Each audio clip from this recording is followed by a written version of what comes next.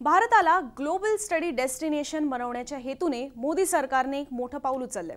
तुमच्यापैकी अनेक जण भारताबाहेर अभ्यास करण्यासाठी शिक्षण घेण्याचा विचार करत असतील, आतापासूनच त्या तयारीला सुद्धा लागले असतील किंवा भविष्यात परदेशात जाऊन शिक्षण घेणार असतील, तर त्यांचा वेळ आणि खर्च या सगळ्याच गोष्टी वाचवणारा हा निर्णय नेमका आहे तरी काय, तोच आज आपण समजून घेणार आहोत। बेसिकली परदेशी विद्यापीठांना आता भारतात कॅम्पस उघडता येणार आहेत, त्यांच्या शाखा या भारतात उघडता येणार आहेत। खरं तर अशा पद्धतीने प्रयत्न याआधी सुद्धा झालेले आहेत, मात्र त्यात भारतात शाखा कॅम्पस सुरू करण्याबाबतची तरतूद नव्हती।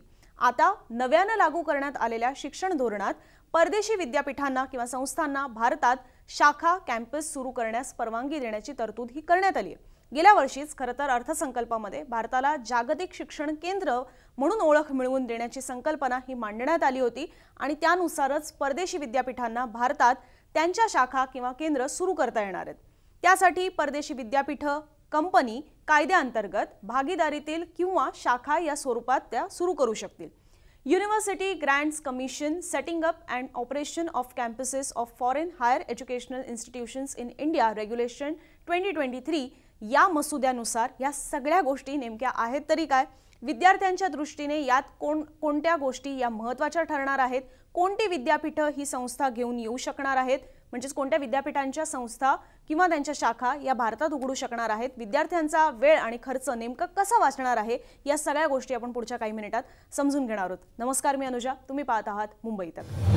या सगळ्यात आता मी जेवढी तुम्हाला प्रस्तावना सांगितली त्यात तुम्ही बऱ्याचदा फॉरेन हायर एज्युकेशनल इन्स्टिट्यूट ही गोष्ट ऐकली, त्या मसुद्याच्या नावात सुद्धा ते आहे, पण म्हणजे नेमकं काय, फॉरेन हायर एज्युकेशनल इन्स्टिट्यूटमध्ये नेमकं काय काय येणार, तर कायद्याने मान्यता दिलेली कुठलीही trust, society, company, statutory body किंवा इतर कायद्याने मान्यता असलेल्या बॉडीने स्थापन केलेली शैक्षणिक संस्था किंवा शैक्षणिक विद्यापीठ या संस्था किंवा विद्यापीठ भारतात आपल्या शाखा या उघडू शकणार आहेत। मग त्याच्यात ते undergraduate, post graduate, doctoral, post doctoral आणि इतर प्रोग्राम सुद्धा विद्यार्थ्यांसाठी उपलब्ध करून देऊ शकतात आणि त्याचे डिग्रीज, त्याचे डिप्लोमा किंवा सर्टिफिकेट सुद्धा ते विद्यार्थ्यांना देऊ शकणार आहेत।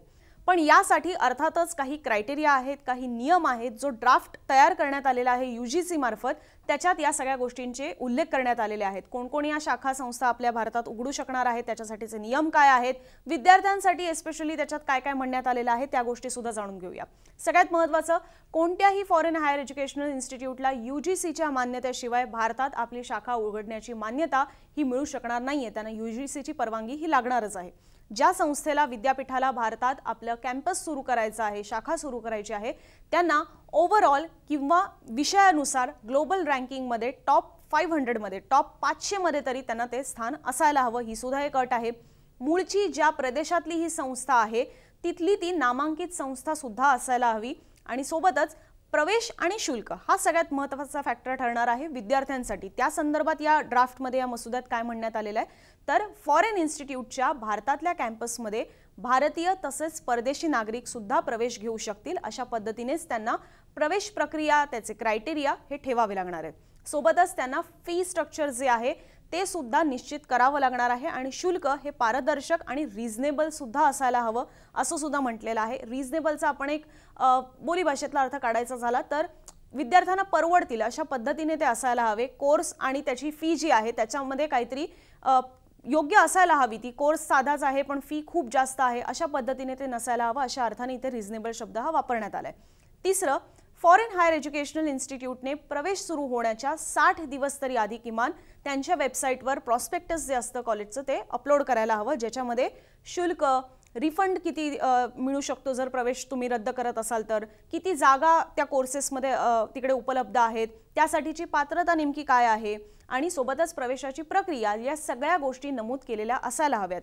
याशिवाय शिकवणाऱ्या शिक्षकांमध्ये म्हणजे ज्याला फॅकल्टी आपण म्हणतो त्यांमध्ये सुद्धा फॉरेन हायर एज्युकेशनल इन्स्टिट्यूटच्या निकषांनुसार भारतीय तसंच परदेशी फॅकल्टी दोन्हीही सुद्धा असू शकतात। यूजीसीच्या नियमात म्हटलेलं आहे की फॉरेन फॅकल्टी असेल तर त्यांनी काही काळ तरी भारतात राहणं अपेक्षित आहे। इतर नियम काय सांगतात, तर फॉरेन हायर एज्युकेशनल इन्स्टिट्यूट भारतात सेटअप करण्यासाठी यूजीसीने घालून दिलेल्या फी संदर्भातील नियमाशिवाय विद्यार्थ्यांकडून कुठलेही इतर शुल्क हे वसूल करता येणार नाही।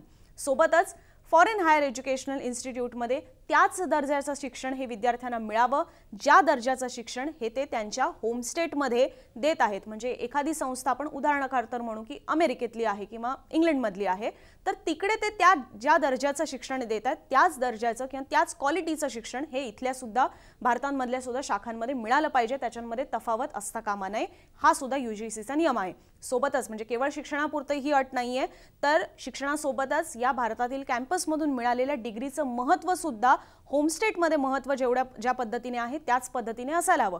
उदाहरणार्थ आपण म्हणू की PhD तुम्ही डिग्री जर इकडनं घेत असाल त्या फॉरेन इन्स्टिट्यूटमधनं जी भारतात ज्याची शाखा आहे, तर तिला तिच्या होमस्टेटमध्ये त्या डिग्रीला जेवढी दर्जा आहे तेवढं महत्त्व आहे किंवा त्याला आपण एक इम्पॉर्टन्स म्हणू शकतो, जेवढं देण्यात येतं तेवढंच इम्पॉर्टन्स त्याला इथे सुद्धा देण्यात यावं। म्हणजे तिकडे जाऊन जर विद्यार्थी नंतर पुढे जाऊन नोकरीसाठी जाणार असेल तर मग इथल्या विद्यार्थ्याला सुद्धा तेवढीच प्रायोरिटी प्राथमिकता ही मिळाली पाहिजे, कारण की होम स्टेट असू दे किंवा इथे भारतातल्या शाखेंमधलं ते शिक्षण असू दे, दोन्ही डिग्रीज ज्या मिळालेल्या असतील त्याचं इक्वल त्याला कन्सिडर करण्यात यावं असा सुद्धा हा नियम आहे।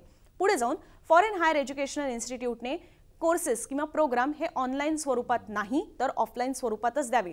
ह्याचं बेसिक गोष्ट आहे की तुम्ही जर एवढी त्याची शाखा एका परदेशी विद्यापीठाची जर भारतात येते आणि इथे येऊन सुद्धा तुम्ही जर ऑनलाईन एज्युकेशन देत असाल तर त्याला काही अर्थ नाहीये। ती ऑफलाईन पद्धतीने म्हणजे विद्यार्थ्यांना प्रॉपर त्या कॅम्पसमध्ये जाऊनच त्याचं शिक्षण हे मिळालं पाहिजे।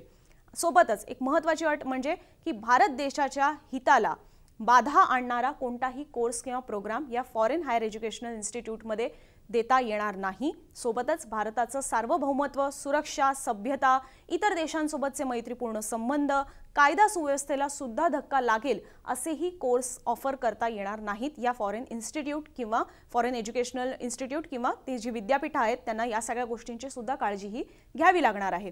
फॉरेन हायर एज्युकेशनल इन्स्टिट्यूटच्या मनात आलं म्हणून त्यांना कोणताही कोर्स किंवा अख्खं कॅम्पसच अचानक बंद सुद्धा करता येणार नाहीये, त्यासाठी सुद्धा त्यांना UGCची परवानगी ही आधी घ्यावी लागणार आहे। जर अचानक त्यांनी कुठला कोर्स किंवा कॅम्पस हे मध्येच कुठेतरी बंद करून टाकलं, ॲडमिशन्स घेऊन ठेवलेत पण अचानक त्यांनी ते बंद करून टाकलं, तर अशा परिस्थितीत जी मूळ संस्था आहे, ज्या देशातून ती संस्था येते, तिथलं ते मेन जे विद्यापीठ आहे किंवा जी संस्था आहे त्यांना विद्यार्थ्यांना दुसरा पर्याय हा उपलब्ध करून द्यावा लागेल, त्या गोष्टीसाठी तेच बांधील असतील।